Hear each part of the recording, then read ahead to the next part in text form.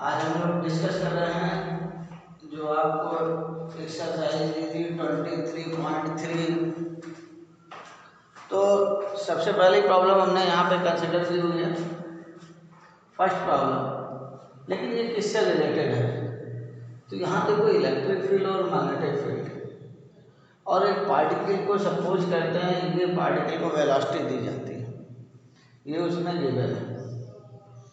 Given करते हैं तो हम ये सपोज कर लेते हैं कि सपोज करो ये ऑरिजिन से दी, ये वेक्टर कहीं से भी दी जा सकती है, कोई दिक्कत नहीं।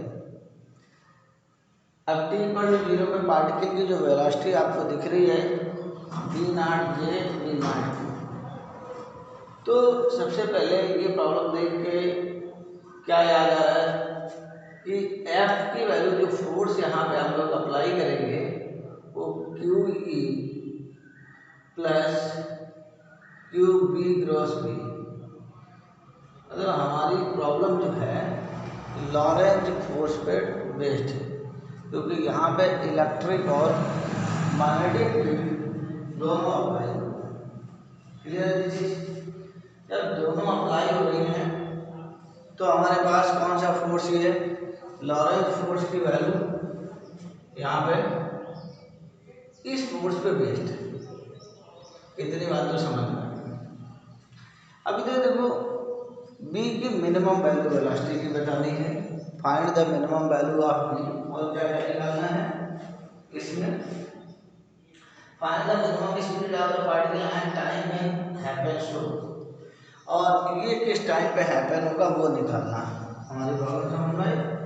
फर्स्ट है find minimum speed of particle, और सेकंड है टाइम व्हेन इट हैपन। यहाँ तक ये हमारे दो पार्ट हैं, इनको डिस्कस करते हैं। तो इधर आइए देखिए कैसे मिनिमम स्पीड। यहाँ देखो स्पीड में जो चेंज करेगा, काइनेटिक एनर्जी में जो भी चेंज आएंगे हमारे पास, उसके लिए कौन सी फील्ड रिस्पॉन्सिबल है, वो ये इलेक्ट्रिक। मैग्नेटिक फील्ड जो है आपको टर्न कराती है, ठीक है ना, पाथ प्रोवाइड करती है, लेकिन स्पीड में इससे कोई चेंज नहीं आता। इसलिए हमारे पास मिनिमम स्पीड का क्राइटेरिया कौन डिसाइड करेगा, इलेक्ट्रिक फील्ड। तो इलेक्ट्रिक फील्ड इधर देखो, इसके दो कंपोनेंट दिख रहे हैं, दो कंपोनेंट दिख रहे हैं। कौन कौन से, ये एक्स एक्सिस है तो एक्स में नहीं दिख रहा है, ये जेड एक्सिस में जो दिख रहा है कंपोनेंट ये है V0, ये दिख रहा है आपको। और इलेक्ट्रिक फील्ड देखो यहाँ पे वेक्टर आपको नजर आ रहा होगा -E0। इसका मीनिंग ये हुआ कि वेलोसिटी के अपोजिट में इलेक्ट्रिक फील्ड फोर्स अप्लाई करेगी, तो इस वेलोसिटी को क्या कर देगी, जीरो। समझ में, आफ्टर ए सर्टेन टाइम क्या कर देगी, इस वेलोसिटी को क्या कर देगी, जीरो। इसमें कोई इलेक्ट्रिक फील्ड रोल प्ले नहीं करेगी। ये जो फील्ड आपको दिख रही है ये मैग्नेटिक फील्ड की वजह से टर्निंग करता रहेगा पार्टिकल, और ये रोटेट करेगा इसकी इस वेलोसिटी की वजह से सर्कुलर पाथ, और इसकी वजह से इसका यहाँ पे जो पिच होगी जो वो रिड्यूस करती जाएगी, और फाइनली ये वेलोसिटी जीरो हो जाएगी। ये बहुत ध्यान से अलग अलग करके आपको समझना है, कंबाइंड नहीं समझ में आएगा। क्या समझना है कि ये कंपोनेंट, फिर से सुनिए ध्यान से, ये जो कंपोनेंट है ये इलेक्ट्रिक फील्ड के अपोजिट है, क्योंकि पार्टिकल का मास और चार्ज पॉजिटिव चार्ज है, तो इलेक्ट्रिक फील्ड इधर फोर्स लगाएगी, ये फोर्स हो गया इलेक्ट्रिक फोर्स, इसकी वजह से इसकी वेलोसिटी रिड्यूस होगी। कितनी रिड्यूस हो जाएगी, वो वैल्यू जीरो हो जाएगी, ये बच जाएगी। इसका मतलब सीधा सीधा आपको सॉल्यूशन में दिख रहा है। फर्स्ट कि velocity of particle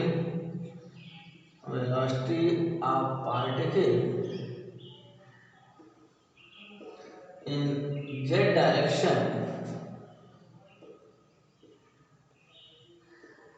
in that direction becomes 0 after a certain time.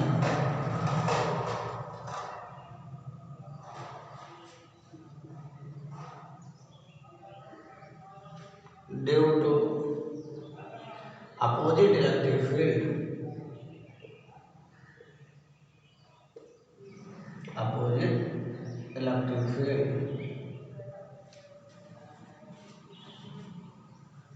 but y component of velocity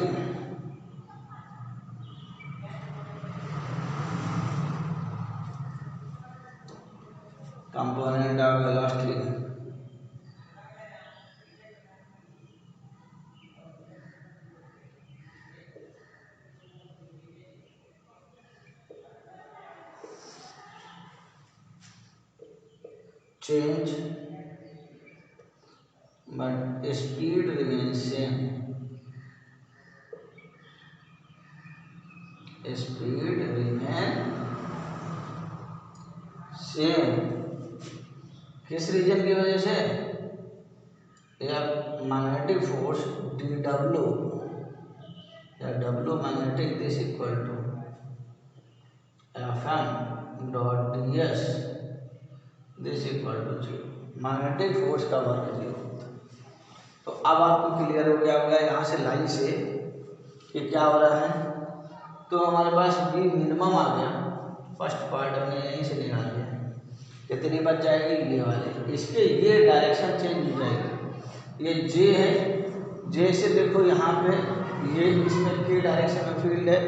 Q B cross B से तो क्या हो जाएगा? आई और जे में डिस्ट्रीब्यूट हो जाएगी. इसमें डिस्ट्रीब्यूट हो जाएगी. लेकिन स्पीड रिमेंस है तो बी मिनिमम हो गई बी नॉट. ये आपका फर्स्ट पार्ट. अब ये कब ये हैपन होगा? तो देखिए हैपनिंग. इनिशियल वेलोसिटी इसकी वी नॉट के ऊपर की तरफ. एक्सीलरेशन देखिए यहाँ पे a this equal to q E by m a minus हो गया. ये एक्सीलरेशन हो गया. अब ये वेलोसिटी कब 0 हो रही है? तो finally v equal to u plus 80. ये 0 हो गया हमारे पास. इनिशियल वेलोसिटी देखो वी, ये वी नॉट था. कौन सा कंपोनेंट? ये जेड का कंपोनेंट. माइनस 80 की value E by m into t. ये imply that t time second part क्या हो गया? T equal to m v naught divided by E. ये आपका टाइम आ गया. क्लियर है दिस चीज? तो इस प्रॉब्लम में थोड़ा सा इस वे में दिमाग लगाना था कि कैसे हम लोग प्रोसीड करेंगे. प्रोसीजर बताएं कौन से कंपोनेंट को कंसीडर करना है, कौन से नहीं. नेक्स्ट प्रॉब्लम देखो.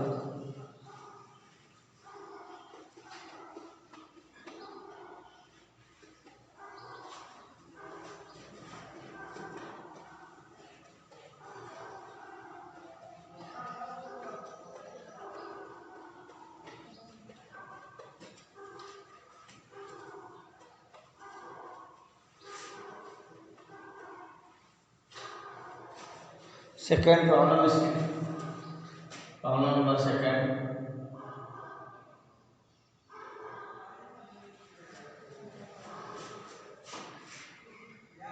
ये पार्टिकल मास और चार्ज दिया हुआ है at the origin is uniform magnetic wave directed along x axis. अब हमने देखा एक पार्टिकल लेते हैं, मास और चार्ज गिवन है, ठीक है ना. ये एक्स मान लेते हैं, ये वाई एक्सिस. अब यहाँ से एक particle mass charge origin uniform magnetic field be directed along x axis. और बी जो है हमारे पास ये मैग्नेटिक फील्ड है एक्स एक्सिस के अलावा.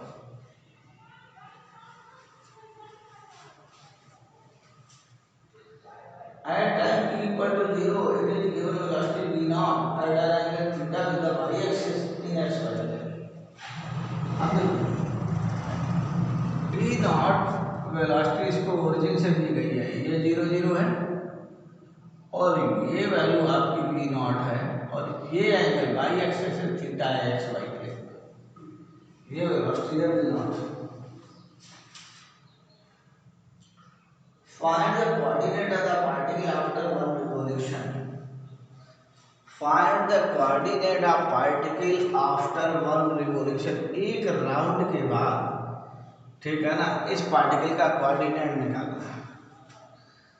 तो देखो कोऑर्डिनेट कैसे निकालोगे, प्रॉब्लम क्लियर हुई.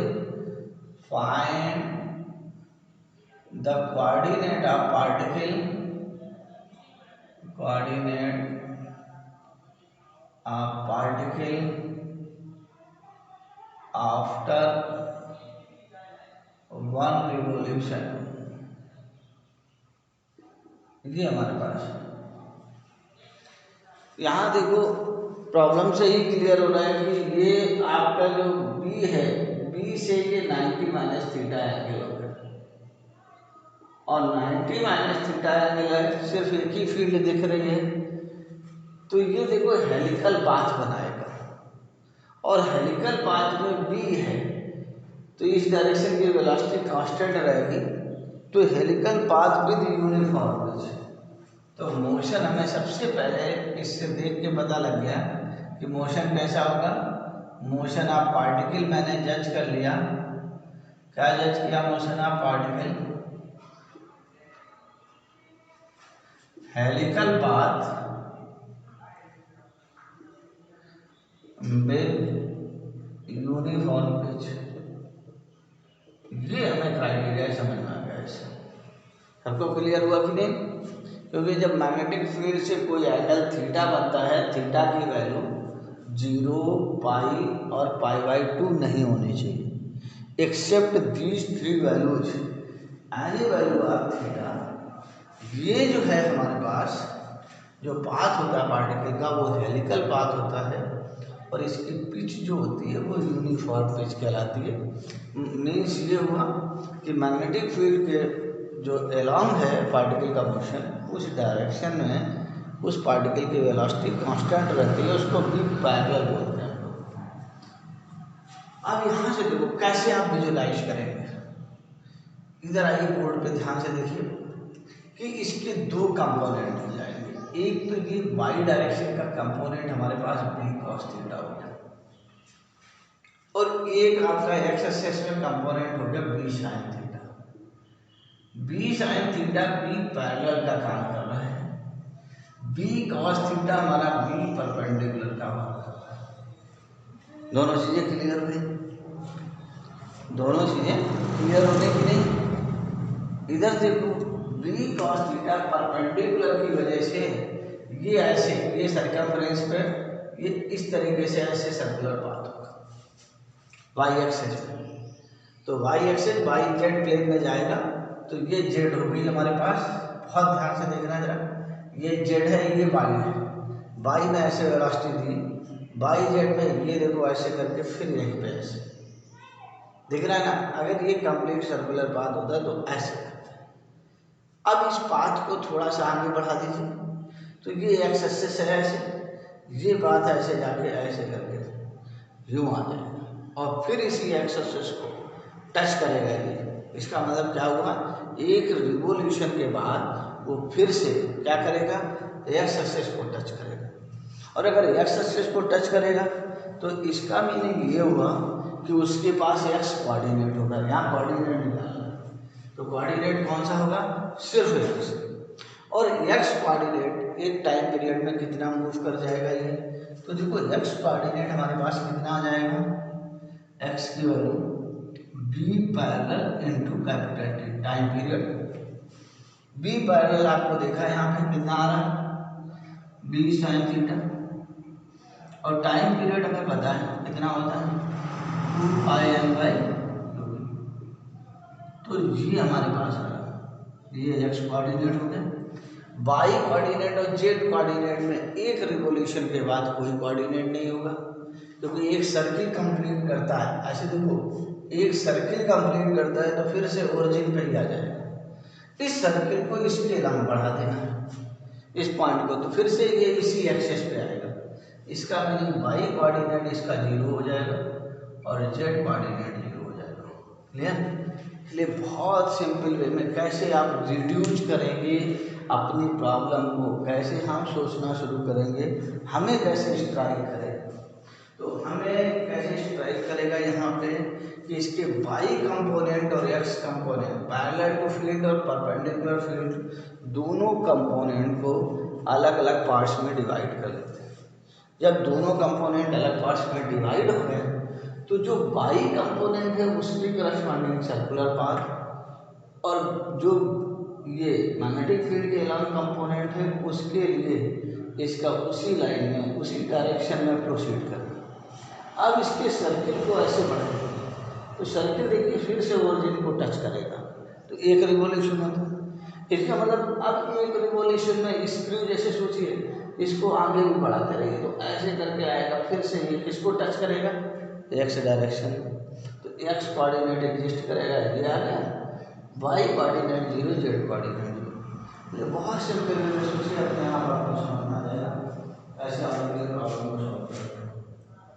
आगे देखिए नेक्स्ट हम लोग प्रोसीड करते हैं, प्रॉब्लम नंबर 3 पे आते हैं हमारे पास।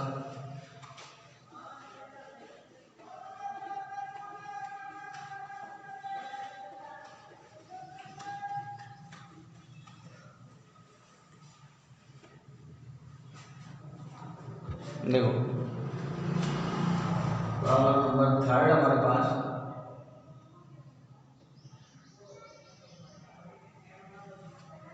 क्या है? 3 है, a wire of length l carries current I along the axis. Magnetic field आपको दिया हुआ है बी नॉट जे। इधर देखो, एक वायर है और आई करंट ले जा रहा है ये, और एल लेंथ है इसके, और ये एक्स डायरेक्शन आपको दी हुई है, एक्सिस। मैग्नेटिक फील्ड जो रीजन है हमारे पास, वो मैग्नेटिक फील्ड की वैल्यू आपको दी हुई है यहाँ पे, V not J cap and के। मैग्नेटिक फील्ड देखो V में दिया हुआ है V not J cap plus के। दोनों चीज़ें क्लियर हो रही। मैग्नेटिक फील्ड दोनों की वजह से यहाँ पे देखो परपेंडिकुलर है, क्लियर? मैग्नेटिक फील्ड दी हुई है, find the magnitude of the magnetic force acting on the wire. हमें मैग्नीट्यूड चाहिए, ठीक है? Find the magnitude. हम तो देखो डायरेक्शन और मैग्नीट्यूड दोनों निकालना है। चलिए, मैग्नेटिक फोर्स यहाँ पे Fm हमें निकालना है। हम इस प्रॉब्लम को फोर्स का डायरेक्शन और एक तो मैंने सिंपल मेथड बताया था आपको, क्या कि सबसे पहले कुछ नहीं, अगर वेक्टर फॉर्म में दिया हुआ हो तो Fm निकालने का तरीका होता है हमारे पास simple, I l cross B. अगर यूनिफॉर्म फील्ड है सॉर्टेड फील्ड, एल देखो दिया हुआ है तुम्हें, कौन सी डायरेक्शन है, एक्स एक्सिस। तो देखो Fm इक्वल टू हमारे पास जो करंट है वो आई होगी, एल आई कैप होगा, ये अलग है, और ये cross product B not J plus ये हो गया। बहुत सिंपल वे में रिड्यूस कर लिया हमने इसको, बस सीधा फार्मूला लगाना है, आई एल बी नॉट, तो ये आ गया। इधर देखो आई क्रॉस जे ये होता है, और आई क्रॉस के माइनस जे होता है। ये आपका आंसर आ गया, क्लियर? बहुत, ये तो हमने बेसिक बताया। तुम्हें और जल्दी करना है इसको, और सिंपल वे में सॉल्व करना है, तो देखो ये मैग्नेटिक फील्ड इसके परपेंडिकुलर है, तो बी का मॉड निकाल लो। बी का मॉड हो जाएगा हमारे पास √2V0, हो गया। अब मैग्नीट्यूड देखो, जैसे यहाँ मैग्नीट्यूड निकाला हमने, एफ एम कितना आ गया मैग्नीट्यूड √2 IL V नॉट। यहाँ भी देखो मैग्नीट्यूड निकालें। अब ये मैग्नेटिक फील्ड इसके परपेंडिकुलर है तो दोनों क्या IDL और B के बीच एंगल क्या होगा 90, इसलिए ILB जब 90 डिग्री हो तो डायरेक्ट सॉल्व कर देंगे। I current, L length, magnetic field √2। ये सीधा सा आंसर, मतलब क्वेश्चन देख के आप आंसर देख कर क्लियर है।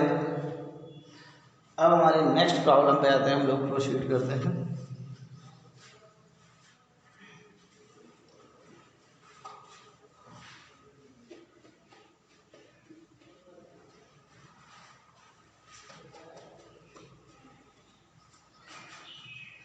Next problem number 4।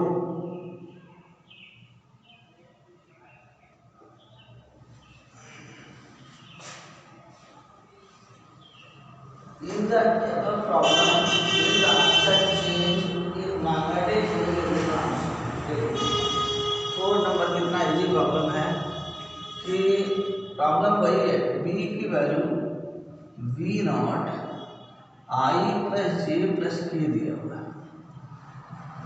अब ये कह रहा है कि ये करंट है हमारे पास और ये लेंथ दी हुई है और इसमें मैग्नेटिक फोर्स निकालना है। क्या मैग्नेटिक फोर्स की वैल्यू, अगर ये मैग्नेटिक फील्ड हम चेंज करते हैं उसके करस्पॉन्डिंग कोई चेंज आएगा? तो देखो कोई चेंज नहीं आएगा। क्यों नहीं आएगा कोई चेंज? क्या रीजन है? क्योंकि जो I कंपोनेंट की फील्ड आएगी वो इसके पैरेलल हो जाएगी और पैरेलल हो जाएगी तो इसके करस्पॉन्डिंग जब लिखेंगे आप तो इसके करस्पॉन्डिंग फोर्स 0 हो जाएगा। देखो यहाँ पे F equal to I L I cross ये करंट हो गई, इसको ऐसे मान लीजिए I, ये करंट हो गई I cross B not I cross I plus J plus. यहाँ से जब देखोगे तो I L B नॉट और ये I क्रॉस I 0 हो गया, I क्रॉस J K हो गया और I क्रॉस K माइनस है। देखो सेम रिजल्ट आ रहा है। इसलिए I कंपोनेंट की फील्ड बढ़ने से इस प्रॉब्लम में कोई चेंज नहीं आएगा। तो इस तरीके से हम लोग सोचना शुरू करेंगे फोर्स से रिलेटेड, चाहे मैग्नेटिक फोर्स हो या करंट कैरिंग वायर का फोर्स। अब नेक्स्ट हम लोग टॉपिक डिस्कस करते हैं जो कल हमने, ठीक है ना, आपको भेजे हैं शीट लेक्चर नोट्स। तो लेक्चर नोट्स पे आप आइए, पेज नंबर देखिए 32 और उसमें हमने डिस्कस किया force between parallel current carrying wires. इधर देखो, इसमें है हमारा टॉपिक आज का discussion force between parallel current carrying wires.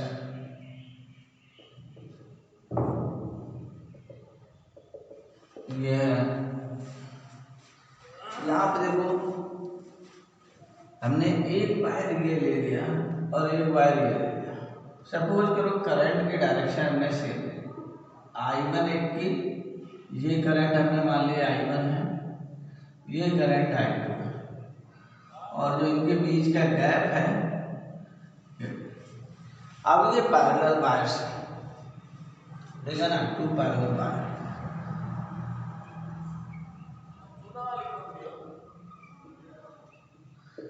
तो अभी हमें जब फोर्स का फार्मूला पता है कि एक करंट कैरिंग वायर को मैग्नेटिक फील्ड में प्लेस करते हैं तो उसके करस्पॉन्डिंग जो हम वायर पे फोर्स ऑब्जर्व करते हैं वो फार्मूला है हमारे पास I L cross B, shortest length into B, uniform magnetic field में प्लेस करते हैं। लेकिन यहाँ देखो फील्ड नहीं आपको गिवन है, क्लियर। और ये जो फील्ड होती है वो एक्सटर्नल फील्ड होती है मैग्नेटिक फील्ड। तो यहाँ पे एक्सटर्नल फील्ड कैसे लगाएंगे? तो यहाँ देखो दोनों वायर हमारे इन्फिनिटी लॉन्ग है, ये दोनों वायर हमको दिए हुए हैं इन्फिनिटी लॉन्ग। अच्छा, तो हमने क्या किया कि इस वायर के लिए ये एक पॉइंट सेलेक्ट कर लिया जिसका डीएल एलिमेंट है, ये डीएल एलिमेंट यहाँ पे सेलेक्ट कर लिया। अब डीएल एलिमेंट से इस वायर से इधर से देखेंगे तो भी इन्फिनिटी डिस्टेंस तक जा रहा, यहाँ से देखेंगे तो भी इन्फिनिटी डिस्टेंस जा रहा। तो इसको ऐसे करेंगे, यहाँ से जो एंगल ये बन रहा है और ये जो एंगल बन रहा है ये भी आपका π/2 हो गया और ये भी एंगल π/2। तो सबसे पहले क्या करेंगे हम लोग कि जो दूसरा वायर गिवन है I2 उसकी वजह से इस पर फील्ड देखेंगे। तो ये लॉन्ग स्ट्रेट वायर की वजह से किसी भी पॉइंट पर फील्ड, ये पॉइंट P कहते हैं, तो P पॉइंट पर फील्ड हमारे पास होगी लॉन्ग वायर की वजह से। इधर देखो BP this equal to μ0/4πI2/d sine alpha plus sine beta, तो साइन π/2 प्लस साइन π/2। यहाँ तक टर्म क्लियर हो रहा। ये हमारे पास मैग्नेटिक फील्ड आ गया। अब इस मैग्नेटिक फील्ड के वैल्यू हमारे पास आ गई, ये 2 हो गया, तो BP this equal to μ0/2πI2/d। ये मैग्नेटिक फील्ड हो गया। अब जरा इसकी डायरेक्शन चेक करते हैं। डायरेक्शन देखो, इस वायर को हमें होल्ड करना है, करंट की डायरेक्शन में थंब होना चाहिए, ये थंब करंट की डायरेक्शन में। ये देखो ऊपर वाले वायर का फिंगर आउट आ रही है, इधर आ रही आउटवर्ड। इसका मीनिंग ये हुआ कि यहाँ पे जो मैग्नेटिक फील्ड होगी, एक्सटर्नल मैग्नेटिक फील्ड, वो ये डायरेक्शन। क्लियर हुआ? मैग्नेटिक फील्ड की डायरेक्शन हमने डिसाइड कर ली कि इस पॉइंट पे मैग्नेटिक फील्ड की डायरेक्शन कैसे निकल आई, आउटवर्ड टू द प्लेन। तो ये हमने यहाँ पे साइन इंडिकेट कर दिया, आउटवर्ड टू द प्लेन, ये आ गया हमारे पास। क्लियर? अब ये सिंपल प्रॉब्लम वैसे ही बन गई जैसे एक वायर को एक्सटर्नल मैग्नेटिक फील्ड में प्लेस करते हैं। तो देखो यहाँ पे DL और B के बीच का एंगल 90 हो गया, तो DL और B के बीच का एंगल 90 हो गया, तो F equal to I DL B sine π/2। ये रख दिया, ये FM आ गया। FM की वैल्यू हमारे पास है I DL B हो गई π/2 बन हो गया। B की वैल्यू प्लेस करते हैं, B की वैल्यू हमने यहाँ प्लेस की, तो FM इक्वल टू हमारे पास आ गया magnetic force I DL, B की वैल्यू आ गई μ0, I की जगह हो गया हमारे पास I1, क्या हो गया I1 DL μ0/2πI2/d। इसका मीनिंग ये हुआ कि अगर मैग्नीट्यूड निकालना है इस फोर्स का, ठीक है ना, तो ये मैग्नीट्यूड कितना आ रहा है, FM equal to μ0/2πI1/I2/d into ये DL। यहाँ तक समझ में आया?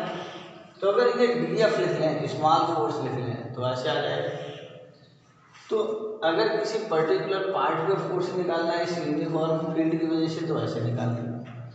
अदरवाइज इसको अगर फील्ड वेरिएबल भी होगी तो वेरिएबल निकाल के इंटीग्रेट भी कर सकते हैं। तो जैसी प्रॉब्लम आएगी उसके बेसिस पे हम लोग थिंक करेंगे। तो यहाँ देखो force per unit length DFM/dl, क्या लिखेंगे इसको, फोर्स पर यूनिट लेंथ हम याद रखते हैं, क्या हो जाएगा हमारे पास μ0/2πI1/I2/d। रिटर्न क्लियर हुआ? ये हमारे पास आ गया फोर्स पर यूनिट लेंथ। यहाँ पे लेंथ वाइज अगर ये फोर्स हमें निकालते हैं तो फोर्स पर यूनिट लेंथ हमारे पास टर्म आ रहा ये वैल्यू। क्लियर? इसलिए फोर्स पर यूनिट लेंथ ये वैल्यू आ गई, तो ये फार्मूला बन गया। अब हमारे पास इसमें डायरेक्शन देखें कि ये तो हमने मैग्नीट्यूड निकाला, डायरेक्शन देखिए जरा। डायरेक्शन के लिए फोर्स निकालने के लिए राइट हैंड का यूज करते हैं। करंट की डायरेक्शन में I D L cross B, कौन सा फार्मूला है, फिर से देखो, F equal to I D L cross B, इसका यूज कर रहे हैं और डायरेक्शन निकालनी है। तो इसका यूज करोगे, देखो डी एल की डायरेक्शन में राइट हैंड की फिंगर, पाम देखो मैग्नेटिक फील्ड की डायरेक्शन में ऐसे, थंब किधर इंडिकेट कर रहा है, डाउनवर्ड डायरेक्शन, इसलिए थंब की डायरेक्शन क्या होगी, फोर्स की डायरेक्शन। इसका मीनिंग ये हुआ कि अगर सेम डायरेक्शन में करंट होती है तो इन दोनों के वायर के बीच में फोर्स ऑफ अट्रैक्शन होता है, और according to Newton's third law अगर ये एक सिस्टम है तो ये forces action and reaction force होंगे, और एक्शन एंड रिएक्शन फोर्स की value equal in magnitude opposite in direction exist करेगी। इसलिए इस तरीके से हम निकाल सकते हैं यहाँ पे एफ और एफ की वैल्यू। क्लियर है इसलिए, तो इस तरीके से अगर दोनों इधर देखो, अब यहाँ पे अगर दो वायर अपोजिट डायरेक्शन में करंट होते हैं तो यहीं से ऑब्वियस हो जाता है कि मैग्नीट्यूड तो यही आता है, लेकिन अपोजिट डायरेक्शन की वजह से इन दोनों के बीच में क्या होता है, फोर्स ऑफ रिपल्शन। तो सीधा से याद रखिए, अगर दो वायर सेम डायरेक्शन में करंट को कैरी करते हैं तो उसके करस्पॉन्डिंग हम लोग कहेंगे फोर्स ऑफ अट्रैक्शन, और अगर अपोजिट डायरेक्शन में करंट फ्लो करती है तो उसमें कहते हैं फोर्स ऑफ रिपल्शन। क्लियर, इस फॉर्मूले का यूज करेंगे, बात समझ में है। अब नेक्स्ट देखो, कुछ प्रॉब्लम हो इसी के बेसिस पे और पहले वाले के बेसिस पे फोर्स से रिलेटेड थोड़ा बहुत मैकेनिक्स यूज करके, ठीक है ना, कैसे प्रॉब्लम सॉल्व होती हैं, तो सिंपल सिंपल प्रॉब्लम कैसे प्रोसीड करेंगे। तो जो कल वाले सीट में हमने एग्जाम्पल दिए हैं आपको, वहाँ से आइए पहले से उन प्रॉब्लम्स को हम लोग डिस्कस करते हैं। कैसे हम लोग थिंकिंग स्टार्ट करेंगे, क्या कंसेप्ट बताई थी, उसी के बेसिस पे चलना है। तो फर्स्ट प्रॉब्लम है कि एक वायर है और एक वायर को किस तरीके से देखो मैंने प्लेस किया हुआ है। एक वायर को ये है, ये सेमी सर्कल है और ये पार्ट है, और ये इसका सेंटर है, ये आर रेडियस है, ये भी डिस्टेंस इसकी आर और आर है, ये देखिए। अब देख रहे हैं कितना आसान सा क्वेश्चन है, हम लोगों को कंसेप्ट बताइए। ये करंट हमारे पास ऐसे जाएगा और मैग्नेटिक फील्ड हमारे पास दी हुई है, ठीक है ना। मैग्नेटिक फील्ड ये जो क्रॉस है, ये मैग्नेटिक फील्ड की बात करते हैं, ये क्रॉस साइन है, इनटू द मैग्नेटिक फील्ड लगी हुई है। अब हमें फाइंड क्या करना है, यहाँ पे देखो कैलकुलेट द मैग्नेटिक फोर्स, इतना सिंपल प्रॉब्लम हुआ, मैग्नेटिक फोर्स निकालना है, फाइंड मैग्नेटिक फोर्स। अब मैग्नेटिक फोर्स देखो यहाँ पे कैसे कैलकुलेट कर लोगे, तो बहुत सिंपल सी प्रॉब्लम होगी, क्या होगी, हमने तुम्हें बताया था वायर किसी भी शेप में हो, अगर यूनिफॉर्म मैग्नेटिक फील्ड में प्लेस करते हैं तो जो लेंथ वायर की कंसीडर करते हैं जब हम इस फार्मूले को यूज करते हैं, और यहाँ देखो ये परपेंडिकुलर है तो सीधा लिख लीजिए मैग्नीट्यूड, और ये आई एल भी, एल क्या होता है, शॉर्टेस्ट लेंथ। तो यहाँ देखो इस वायर को कन्वर्ट कर दिया शॉर्टेस्ट लेंथ में, तो ये रही मेरी शॉर्टेस्ट लेंथ, कितनी होगी आर, ये कितनी होगी 2r, और ये कितनी होगी r, तो ये लेंथ हमारे पास होगी 4r। ये करंट की डायरेक्शन आई और इसकी मैग्नेटिक फील्ड ये, बस सिंपल ऐसे सोचना, मतलब ये प्रॉब्लम मेरी इसमें कन्वर्ट हो गई। अब ये कन्वर्ट हो गई तो इस पर फोर्स चाहिए हमें, तो देखो आई करंट की डायरेक्शन में राइट हैंड के फिंगर, पाम में ये बी की डायरेक्शन में सेकंड वेक्टर, थंब किधर जा रहा है, ऊपर की तरफ, ये मतलब फोर्स का डायरेक्शन होगा, ये फोर्स है। और मैग्नीट्यूड इसका कितना आ गया आपकी वैल्यू, आई इंटू 4r इंटू बी, कितना सिंपल था। इसलिए इस तरीके से हम लोग प्रोसीड कर सकते हैं ऐसे किसी भी शेप का। नेक्स्ट एक और प्रॉब्लम है,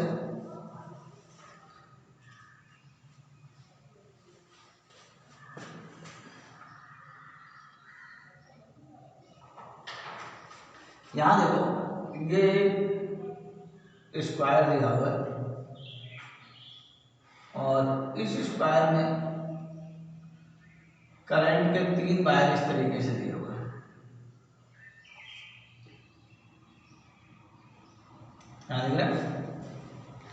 करंट के 3 वायर हैं, करंट की डायरेक्शन भी और मैग्नीट्यूड भी सेम है। आई करंट यहाँ से यहाँ जा रही है, इसमें भी आई करंट यानी कि 3 पाथ हो गए, फर्स्ट पाथ, सेकेंड पाथ और ये थर्ड पार्ट आई और ये आई। इसका नेमिंग भी क्या हुआ हमारे पास, ये जो पाथ लिखा हुआ PSRQ, PQRS, PQR और ये S, ये दिया हुआ है। इसके बाद वैल्यू भी दी हुई है, आई की वैल्यू 3 एम्पियर, ठीक है ना, और मैग्नेटिक फील्ड 2 टेस्ला दी हुई है into the plane. Magnetic field हर जगह देखो ये इनटू द प्लेन है, देख रहे हैं, ये into the plane.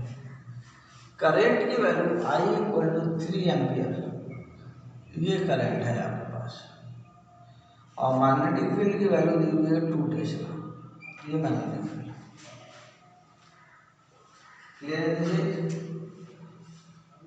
Find the magnitude and direction of magnetic force, और ये स्क्वायर जो दिया हुआ है आपको, इसकी लेंथ दी हुई है, स्क्वायर दिया हुआ, इसकी साइड लेंथ आपको दी हुई है, देखिए फिगर में 2 मीटर दिया।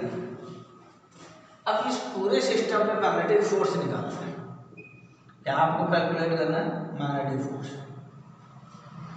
क्लियर, बिल्कुल ऊपर वाले प्रोसीजर पे आइए, जैसे हमने वो प्रॉब्लम की थी बिल्कुल सिमिलर वे में इस पे आइए। देखो एक तो ये जो PR वायर है वो डायरेक्ट है, तो इसमें तो कोई प्रॉब्लम है नहीं। प्रॉब्लम सिर्फ कहाँ आ रही है, इस वाले पार्ट और इस वाले पार्ट। तो इन तीनों पार्ट को देखो, हमने कहा शॉर्टेस्ट लेंथ लेनी है, तो शॉर्टेस्ट लेंथ क्या करना, इसकी शॉर्टेस्ट लेंथ भी PR होगी और इसकी भी शॉर्टेस्ट लेंथ PR होगी।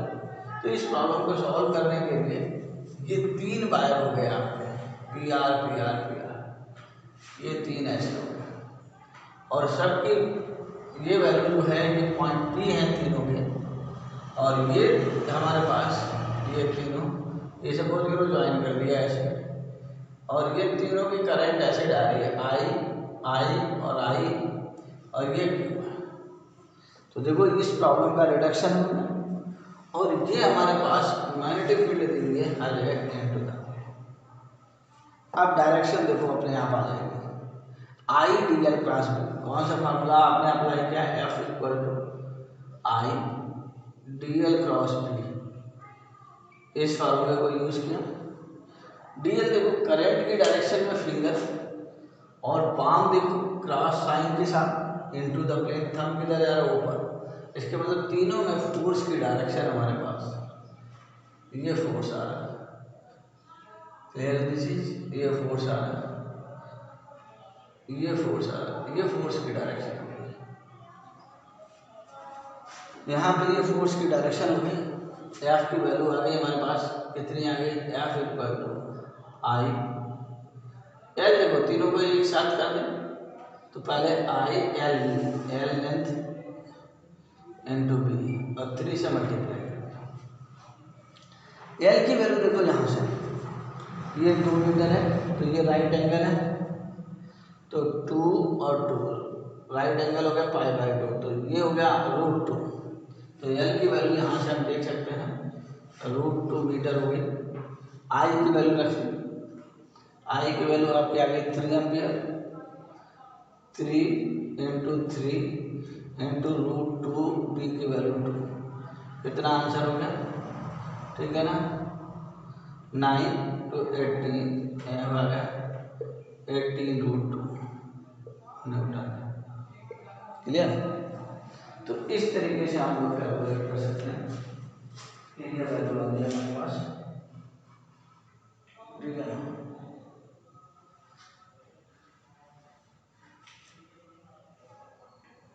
याद समझ में कि ये वैल्यू उसमें थोड़ा सा 3f है, f की वैल्यू मैंने कैलकुलेट की थी, तो f की वैल्यू हमारे पास आएगी IL, यहाँ पे एक बार कैलकुलेशन चेक करो, I 3 होगी, 3 फोर्सेज है, I 3 होगी, L की वैल्यू √2 A2, ठीक है ना। तो 218√2, थोड़ा सा आपने इसमें करेक्शन कर लेना, जो उसमें दिया हुआ है देखो, ठीक है, सॉल्व करके ये थोड़ा सा मिस्टेक कर दिया इसमें। अब नेक्स्ट देखो, प्रोसीजर क्लियर हुआ। नेक्स्ट प्रॉब्लम देखो यहाँ पे,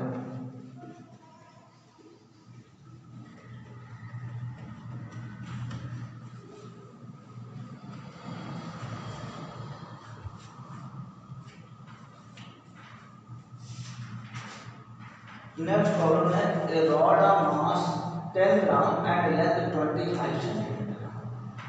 ठीक है, इसको थोड़ा सा हमने मैकेनिक्स को इलेक्ट्रिसिटी से भी रिलेट कर दिया, इसको समझने की कोशिश करना है ये चीज।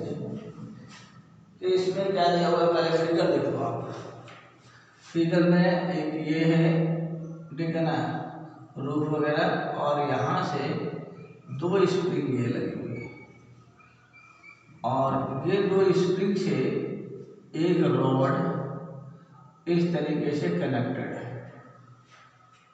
ये फिगर देखिए, ये रॉड इस तरीके से यहाँ कनेक्टेड है। अब इसके बीच में एक वायर लगा हुआ है, जिससे एक बैटरी से हमने कनेक्शन दे दिया, मतलब करंट ऐसे जा रही है। आपकी करंट की डायरेक्शन देख लो, कि करंट की डायरेक्शन ऐसे, इसमें ऐसे जा रही है जब करंट फ्लो करेगी, ठीक है ना। और इसमें लेंथ दी हुई है 10 ग्राम है 25 सेंटीमीटर, तो ये लेंथ हमारे पास 25 सेंटीमीटर है, और क्लियर। और मास जो रॉड का है, मास दिया हुआ है 10 ग्राम, क्लियर।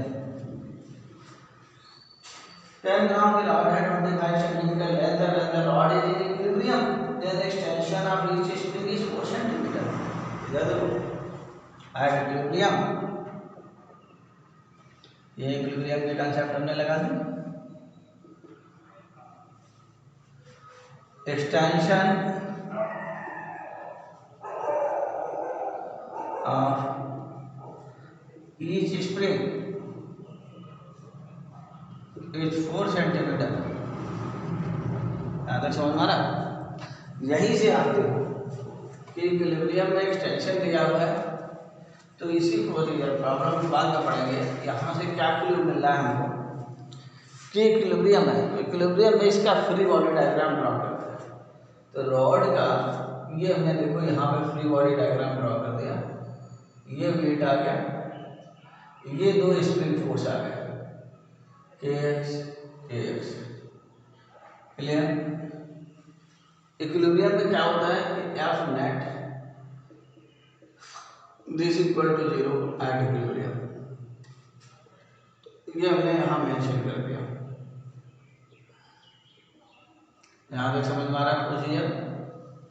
F net देखो, 2 फोर्स ऊपर की तरफ है, twice KX, this equal to weight, weight इसका आ जाएगा मास, कितना होगा 10 ग्राम, तो 10 ग्राम को हम लिख सकते हैं 10 टू पावर -2 इंटू 10, ये होगा 10 टू पावर -2, इसे 2 KX this equal to 10 to power -1, एक इक्वेशन। ये जो सिंपल मैकेनिक्स का पार्ट था, इक्विलिब्रियम था, वो हमने डिस्कस। आगे बढ़ते हैं। When 20 ampere current pass through circuit, rod rises 1 centimeter. अब इस पार्ट को आपको ध्यान से समझना है। देखो करंट की वैल्यू यहाँ आई की वैल्यू 20 एम्पियर दी जाती है, 20 एम्पियर दी जाती है। तो रॉड राइज करती है, इसका मीनिंग ये हुआ कि राइज तभी करेगी जब जो है मैग्नेटिक फोर्स किधर लगेगा, ऊपर की तरफ। तो यहाँ से आपने डिसाइड कर लिया कि ये जो है इसका फ्री बॉडी डायग्राम मैंने बनाया है यहाँ पे, और ये मैग्नेटिक फोर्स ऊपर हो गया, या फिर के एक्स डैश हो गया हमारे पास इधर, और ये भी के एक्स डैश हो गया, और ये इसका बीट हो गया। क्लियर हो रहा? ये इक्विलिब्रियम की कंडीशन आ गई जब करंट एक्टिव होगा। तो करंट की डायरेक्शन भी पता है, इसका मीनिंग यहाँ से देखो मैग्नेटिक फील्ड की डायरेक्शन आ जाएगी। ये फोर्स ऊपर की तरफ लगता है, तो ये ऐसे करंट हो, वहाँ ऐसे मैग्नेटिक फील्ड हो, तभी फोर्स ऊपर आएगा। इसका मीनिंग ये हुआ कि जो एक्सटर्नल मैग्नेटिक फील्ड है तो ऐसे डायरेक्शन में होना चाहिए। क्लियर हुआ? मैग्नेटिक फील्ड की डायरेक्शन कैसे होनी चाहिए कि आई में ऐसे दिया हुआ है, फोर्स ऊपर की तरफ, थंब ऊपर आना चाहिए, तो पाम किधर होना चाहिए हमारे पास, अंदर की तरफ, तभी थंब ऊपर होगा। अब यहाँ से देखो ये हमारे पास आ रहा है 2kx डैश, तो 2kx dash this equal to, यहाँ देखो ये फोर्स हमारे पास वेट माइनस एफ वैल्यू लग देते हैं। एक्स डैश की वैल्यू देखो, x equal to 4 centimetre, 4 into 10⁻² metre, और x dash equal to 1 centimetre raise करेंगे तो 4 - 1 3 इंटू 10⁻² सेंटीमीटर। क्लियर? ये दूसरा इक्वेशन हो गया। और एम जी की वैल्यू तो डायरेक्ट आपकी आएगी, कितनी आ गई, 10⁻⁻1। तो यहाँ वैल्यू करते हैं, दोनों इक्वेशन को डिवाइड कर देते हैं। तो यहाँ से डिवाइड करेंगे आप X dash by X this equal to, ये डिवाइड करेंगे तो ये इससे कैंसिल हो जाएगा, 1 minus F M by 10⁻⁻1। X dash देखो, एक्स डैश आपको दिख रहा 3 और ये 4, तो ये हमारे पास आ जाएगा 3/4। दिस इम्प्लाइज इक्वेशन, यहाँ से देखो कितना सिंपल वे में हम सॉल्व कर रहे हैं, F M divided by 10⁻⁻1 this equal to 1/4। यहाँ तक क्लियर हो? ये हमारे पास 1/4। तो देखो एफ एम, अब एफ एम की value I L D this equal to 10⁻⁻1/4। I की वैल्यू 20, एल की वैल्यू 25 सेंटीमीटर, तो 25 इंटू 10⁻², दिस इक्वल इंटू 10⁻⁻1। यहाँ से आप इसकी कैलकुलेशन कर सकते हैं, ठीक है ना। तो इस तरीके से हम लोगों का प्रॉब्लम, ठीक है, सॉल्व हो गया। तो ऐसे प्रोसीजर मतलब जहाँ पे मैकेनिक्स वगैरह यूज करते हैं हम लोग, ठीक है ना, तो इस तरीके से हम लोग देखेंगे कि कैसे सॉल्व करते हैं मैकेनिक्स के एक एक स्टेप बाय स्टेप आप चलते हैं, ठीक है ना। हाँ।